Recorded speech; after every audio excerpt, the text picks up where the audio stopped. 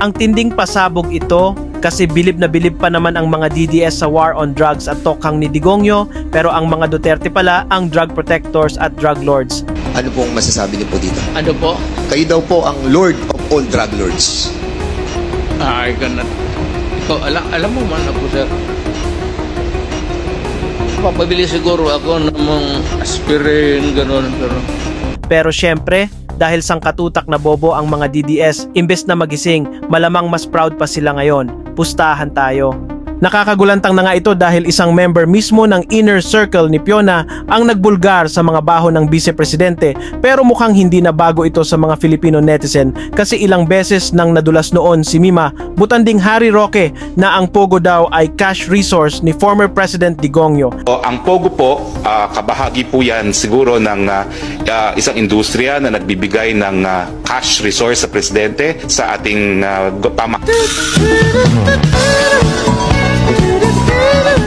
At dahil bagman si Madriaga, may proof daw siya at siya mismo ang nag-pick up ng mga milyones na perang galing sa Pogo na nakalagay sa duffel bags. Alam nating lahat na si Digongyo ang nagdala ng Chinese gambling o kilalang Pogo sa bansa. President Rodrigo Duterte says the Chinese should not be immediately blamed for illegal drugs in the Philippines. So this has to be a thorough investigation before we start to blame mostly Chinese. Do not conclude right away.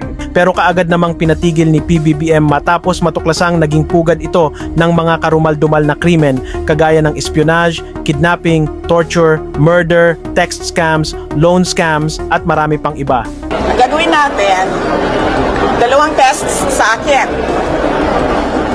Kasi sinasabi nila, unstable daw ako. Paningin ko naman sa kanila, unstable din sila. Diba? Kasi bakit? Bakit niyo ako inaatake? Diba? So, I will do 2 tests. Neuropsychiatric exam and drug test. Ayon pa kay Madriaga, lumalabas na hindi lang drug money recipient kundi drug protector, drug smuggler o pwedeng drug lords din ang mga Duterte kasama ang asawa ni Pionatic Sara na si Mans Carpio na nauna nang nadawit sa drug smuggling kasama ni Congressman Pulong noong panahon pa ni Duterte. Mr. Chair, I'm not willing to sign the waiver because I'm not familiar with those figures, Mr. Chair.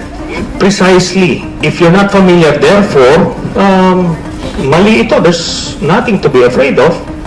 Kung wala yung accounts then there's nothing to be revealed.